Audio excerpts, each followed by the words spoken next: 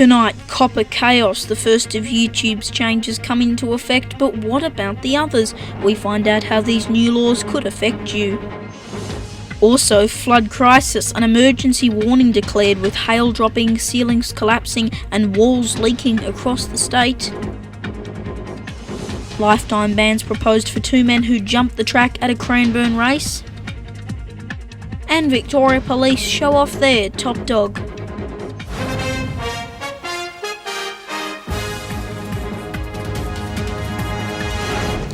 Good evening, let's get straight to YouTube's COPPA crisis, where the first of many changes we can now report have come into effect. Here's what we know so far. YouTube's proposed changes include disabling the mini player on mobile devices, but it also includes disabling the likes and dislikes option, with the comment section and the subscription button being hidden.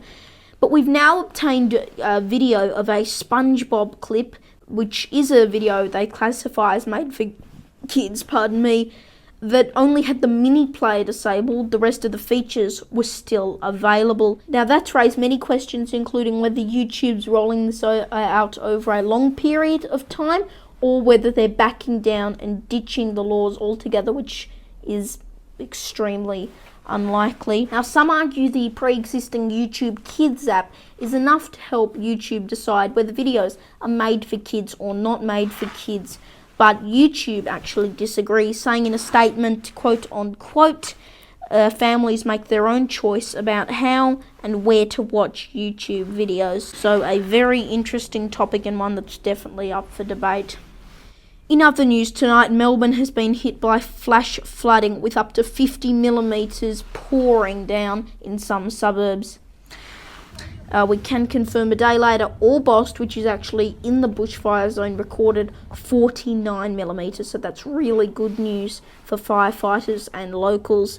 Major roads and freeways experienced large delays, with parts of the roads completely flooded, which has led to some new questions about drainage problems. And this video, take a look at this. This was taken in Melbourne, and I mean, look at it, the walls are leaking. Let's check in with other stories making headlines right now. Escalators at Melbourne's Parliament train station have been slowed down. The escalators, which are so steep it takes almost 2 minutes to go up and down completely, have been slowed down because passengers, many intoxicated, keep tripping and falling over.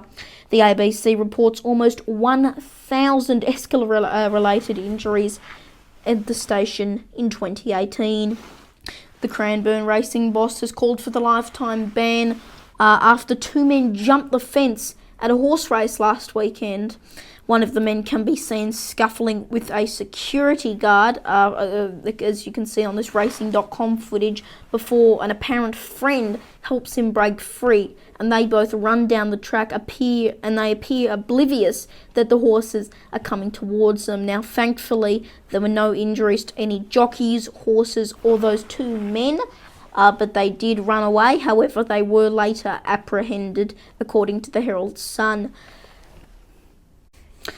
Scott Morrison's approval rating has plummeted, according to the latest news poll.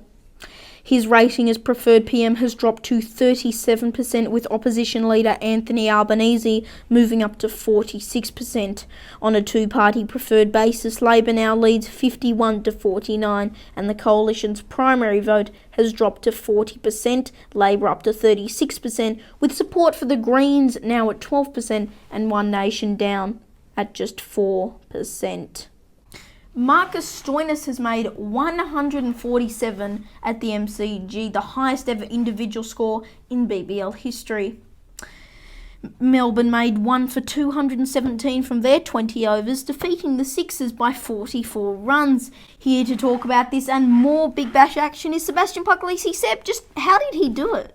Well, Leo, the Stars have been dominating the Big Bash this year, and the game was no exception, with Marcus Stoinis making an incredible century and leading Melbourne Stars to victory. The final score was 1 for 219, the third highest score in Big Bash history. And Seb, have the Renegades finally won a game? Yes, Leo, the Melbourne Renegades defeated the Sydney Thunder in Canberra. The conditions took a turn for the worst. The start of the second innings, with rain soaking the pitch, making the bashing difficult. But even with the DLS system in place, the Sydney Thunder only made 7 for 122. All right, thank you very much for that, Seb. Thanks. Finally tonight, the Boroondara Police Department have shown off one of the most valuable members on the force. Quint joined Victoria Police in 2015 and his specialties include sniffing out stolen weapons and stolen cash. He's one of between 10 to 20 police dogs covering each region across the country.